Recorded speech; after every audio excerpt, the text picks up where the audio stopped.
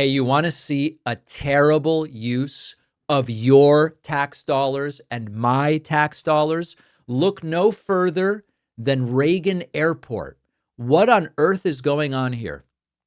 If you are watching rather than just listening today, you see on your screen Secretary of Health and Human Services Robert F. Kennedy Jr. You see a guy named Paul Saladino, who, despite being, I believe, a psychiatrist by training, is out there saying seed oils are terrible for you and you should just eat meat.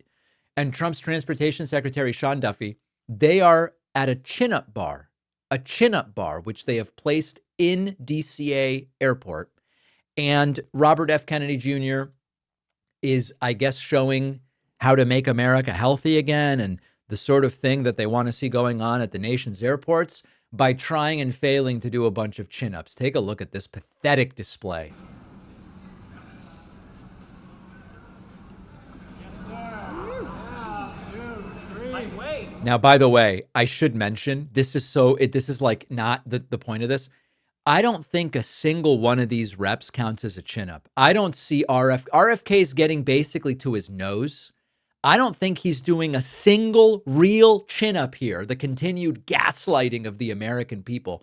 But anyway, it's a forehead up. He's really getting his forehead up there.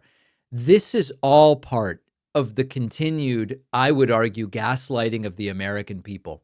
And there's two levels on which the gaslighting is taking place. And there, Paul Saladino gives RFK a pat on the back, and Sean Duffy is loosening his tie. He's going to do some of these, and we'll see maybe in a moment whether Sean Duffy gets even a single rep that qualifies. There's two themes here.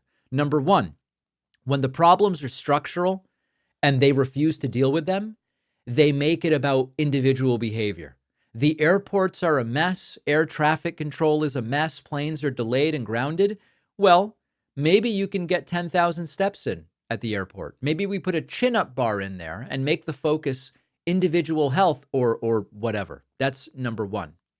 And then, of course, number two, it's that there are real problems in our airports that need to be solved. And the people that presumably should be solving them are doing chin-ups at the airport. Now, just out of curiosity, I do want to see, does Sean Duffy do any of these chin-ups? Oh, here we go. Let's see if he gets any reps that count. Just out of curiosity. Let's take a look. Okay, those count. It's a chin-up in the sense that the chin actually did go over the bar. Listen, we are in an environment where we look around the world and we see everybody is laughing at us. And Donald Trump is the guy that thinks they are laughing with us. This is metaphorically, but it's also literal.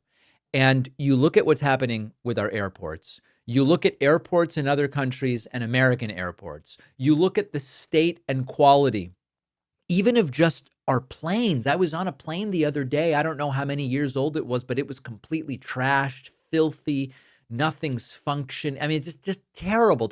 Bathroom problems. The chargers don't work. They've got no food. The tray table fell off into my lap. And meanwhile, it's about chin-ups. So what's the big idea? Here's Transportation Secretary Sean Duffy telling us what is he planning to do to improve the airport experience for travelers. Take a listen. Pretty wide open on what airports want to ask for a grant, but it might be, I want to expand the play areas for kids. I want additional nursing pods for nursing mothers. Maybe I want a workout area where people might get some blood flow and doing some pull-ups or some step-ups in the airport. But it could be any range of things. Maybe you want to work, I know this is TSA, but we're going to help on this as well. Maybe you want to have a different lane for families to get through TSA. Okay, that I agree with.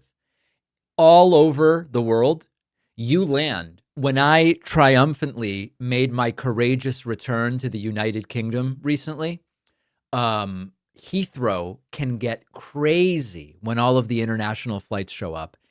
I show up there with my daughter, and my girlfriend was pregnant at the time, and I'm looking at this line and going, dear God. And then a very nice gentleman, I assume he was a gentleman. He seemed very gentle to me. He says, oh, we have a fast lane for families. And I go right through. We should really have that. That I agree with. But, you know, chin up bars and whatever. We have flights delayed, airports trashed, air traffic control exhausted, ground stops, but go and do some chin-ups. I mean, come on, guys. It's another example, sort of like the plastic straws.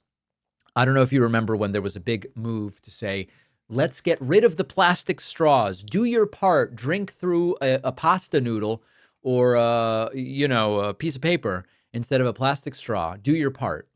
When the vast majority of the carbon footprint pollution and trash and waste is being generated by industry. And it's just one of these ways to sort of put the focus on the individual. It's all just it's whacked out. One more clip. Here is Robert F. Kennedy Jr. talking about how infant formula. No, everybody should be breastfeeding. All of the ingenuity of corporate America, all the resources, all the resourcefulness has not produced an infant formula that is superior in nutrition and all the qualities that we want to the infant formula that God made, which is the infant formula in a mother's breast. There you go. God-made breast milk. And as many of you know, there are many many women who, for one reason or another, cannot breastfeed.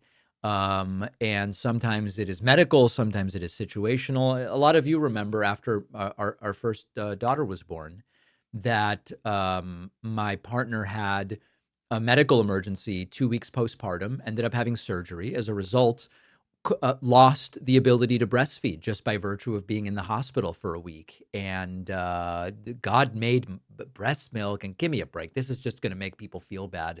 And this is where the focus is. We've got structural problems that need to be fixed. And we've got Sean Duffy talking about chin-ups, and we've got RFK Jr. talking about God's milk.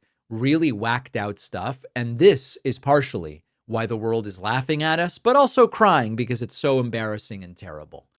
The truth is that most underwear wasn't designed with comfort in mind. Sheath underwear actually was, and the difference will immediately hit you as you put them on for the first time. Instead of letting everything mash together like traditional underwear, Sheath is designed with dual front pouches that separate and support you throughout the day. It's breathable, soft, built to keep you dry. No more sticking, no awkward adjustments, no discomfort. It sounds too good to be true.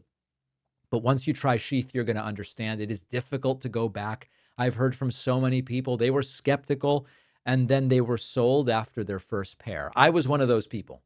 It is not just for men. Sheath has an excellent women's line too, all with the same focus on comfort and quality. Perfect for the holidays if you're looking for a gift. Go to sheathunderwear.com/Pakman and get 20% off with code Pakman. The link is in the description.